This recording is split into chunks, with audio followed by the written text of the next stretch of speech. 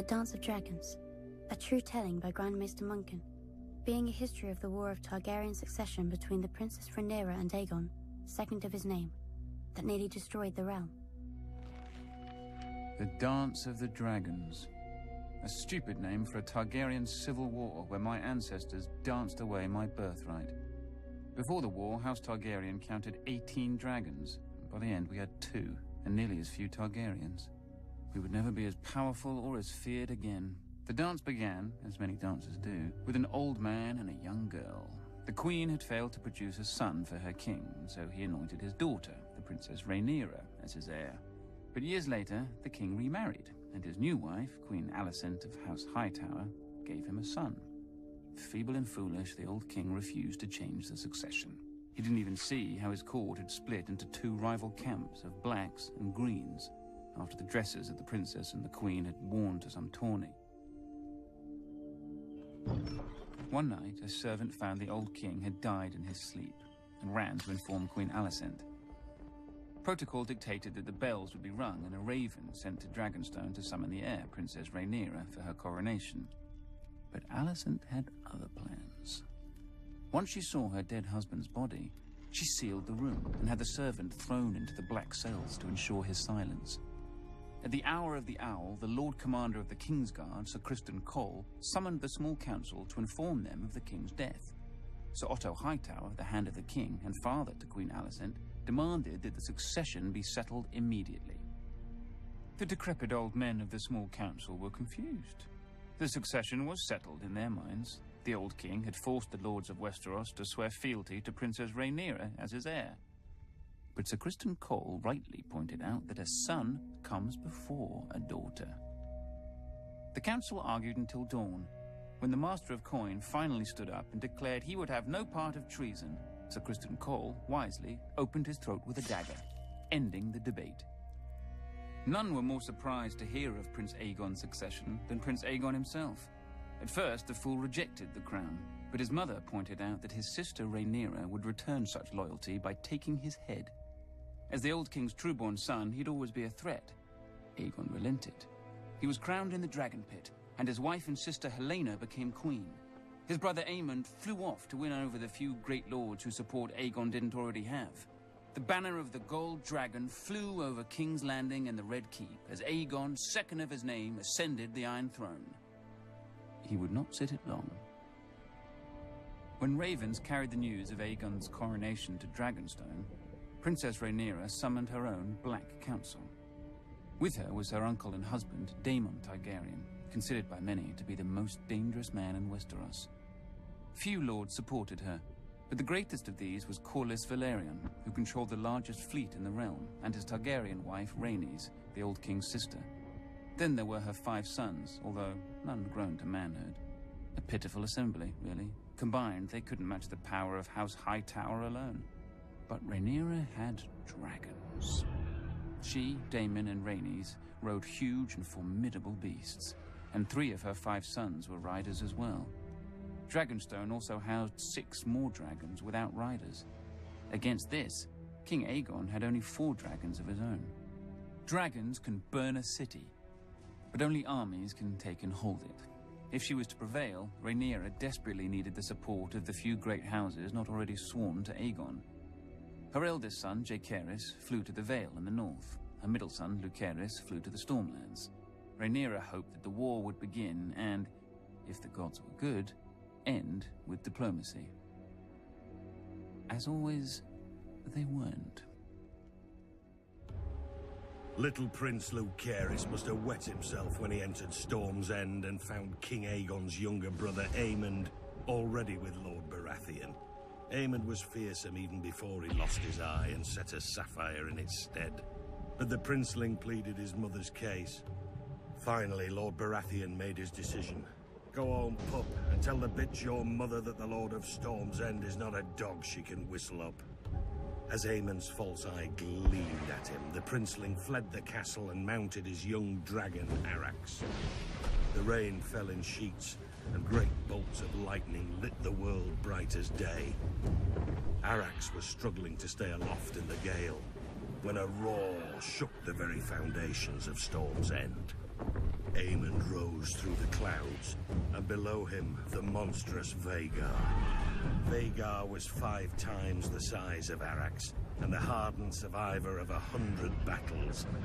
Vhagar caught him above Shipbreaker Bay. Watchers on the castle walls saw distant blasts of flame, and heard a shriek drown out the thunder. Prince Lucerys fell, broken, to be swallowed by the waves. With his death, the War of Ravens came to an end, and the War of Fire and Blood began. When Rhaenyra heard of her son's death, she collapsed. She considered ending the war right then, until a raven arrived from her husband, Daemon. Her son would be avenged. Whispers slithered through the taverns and back alleys of Flea Bottom. 2 men were found. One was a former gold cloak, the other, a rat catcher in the Red Keep who knew all its secrets. History remembers them only as blood and cheese. One night, Queen Helena entered the royal apartments with her daughter and 2 sons to put them to bed. Without warning, Blood and Cheese burst in, daggers in hand. They told her that a debt was owed. A son for a son. Blood and Cheese demanded she choose which son would be ripped from her forever. Queen Helena pleaded with the men to kill her instead, but they refused. Weeping, Helena named her younger son, Maelor. Perhaps she thought the boy was too young to understand. Or perhaps because the older boy was King Aegon's firstborn son and heir. "You hear that, little boy?" Cheese whispered to the younger son. "Your mama wants you dead." Then blood struck off the older boy's head with a single blow. When the guards burst in, they found Queen Helena still screaming, clasping her dead son's body to her, mad with grief. The blood of their children transformed a dynastic dispute into a war of annihilation. The grief and rage of losing a child could burn down the world. Either Aegon or Rhaenyra could live at the end, but not both.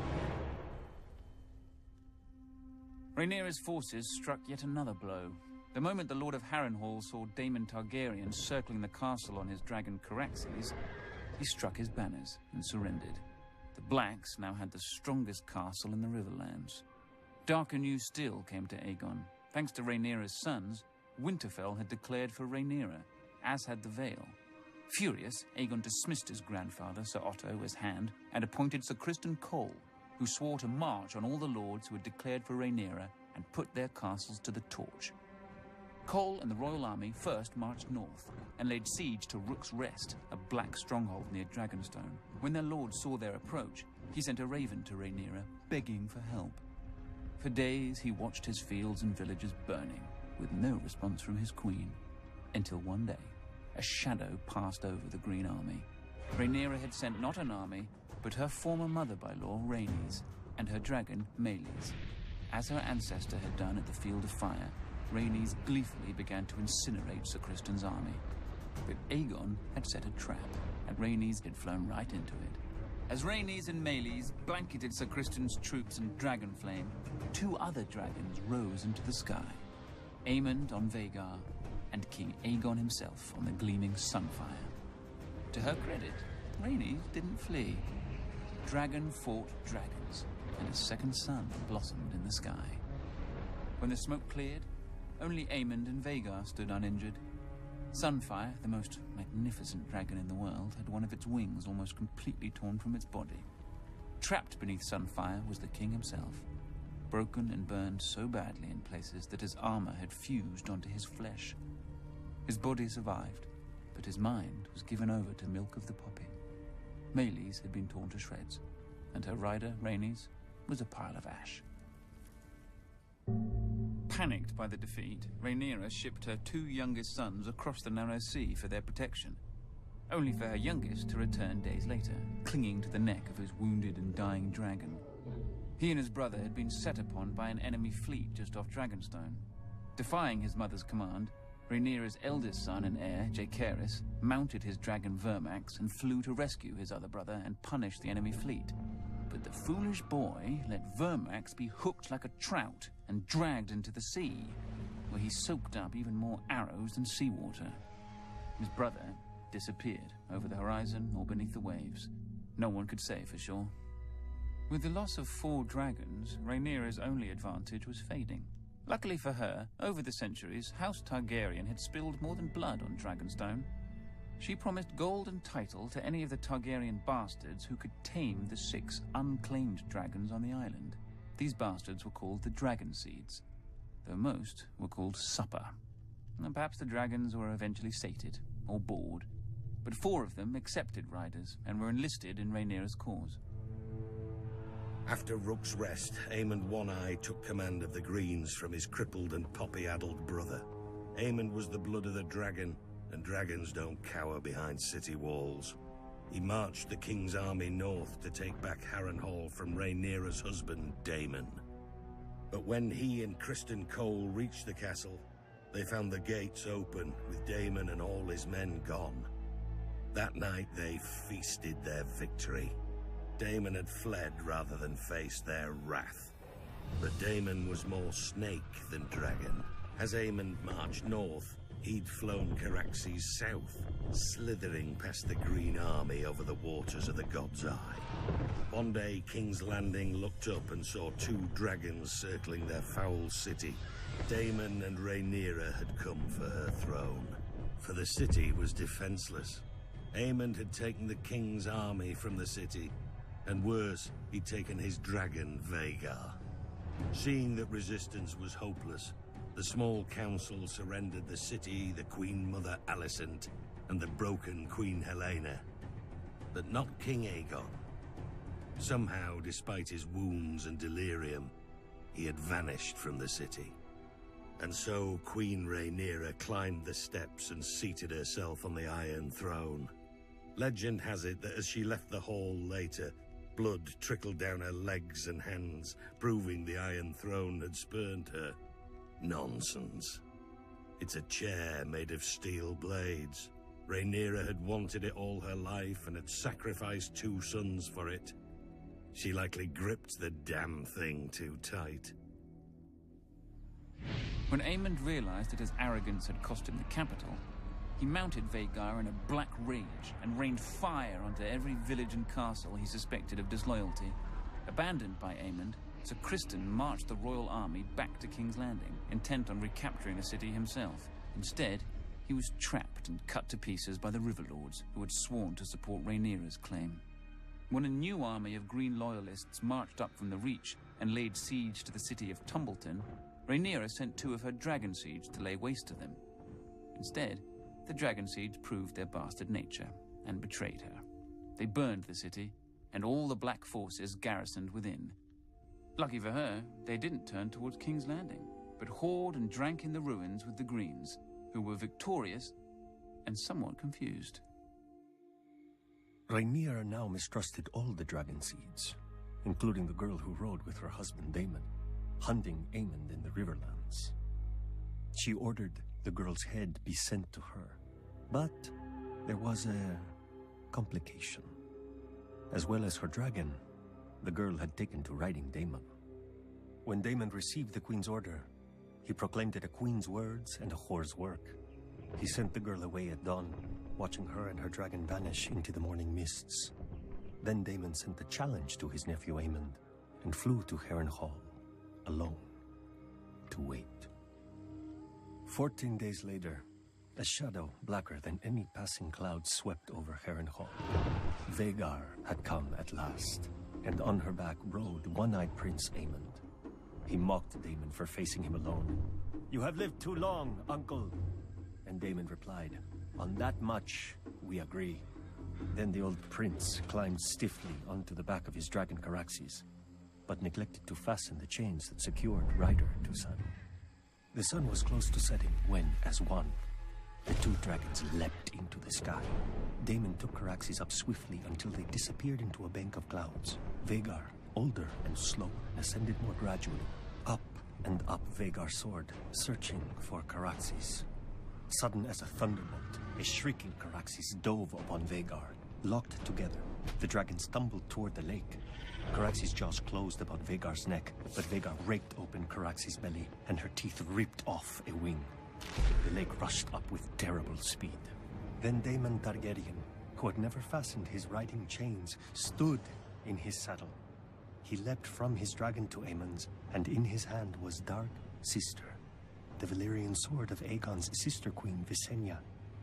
As Aemon's one eye looked up in terror, Daemon ripped off his nephew's helm and drove the sword down into his one remaining eye so hard the point came out the back of the young prince's throat.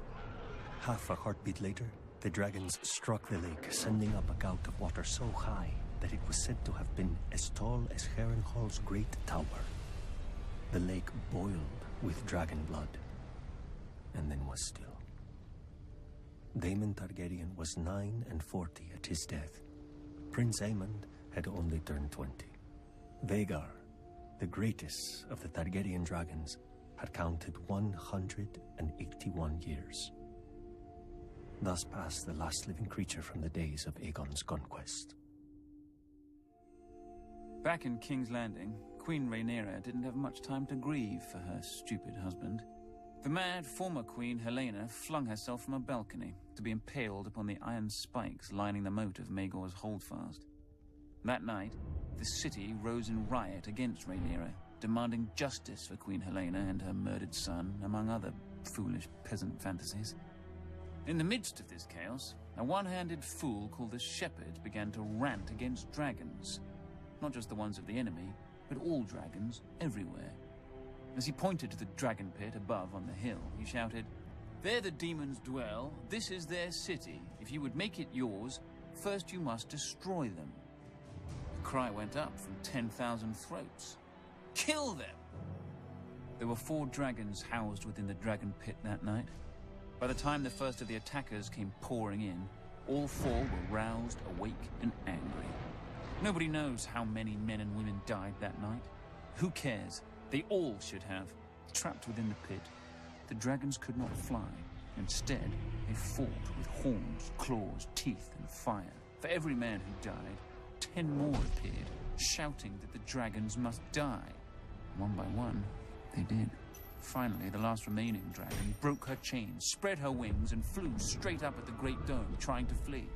Already weakened by dragon flame, the dome cracked under the force of impact, and then tumbled down, crushing dragon slayers and herself. High atop the Red Keep, Queen Rhaenyra clutched her 2 remaining sons to her as she watched the end of her family's might. Too afraid of the peasants to defend her dragons. At least her older son, Joffrey, had a man's spine. He stole his mother's dragon, Syrax, and tried to fly it to the dragon pit to save his birthright. But the stupid beast didn't understand, and twisted beneath him, fighting to be free of the little boy. Until it was. A queen is still a woman, with all the weakness of that sex. Weeping for her lost son more than her dragons, Rhaenyra abandoned the Iron Throne and sold her crown to buy passage for her and her last son back to Dragonstone. Rhaenyra hoped to hatch more dragons from the eggs in the castle. But when she landed, the welcoming party slew her guards and marched her and her son at spear point to the castle to face a dead man and a dying dragon. "Sister!"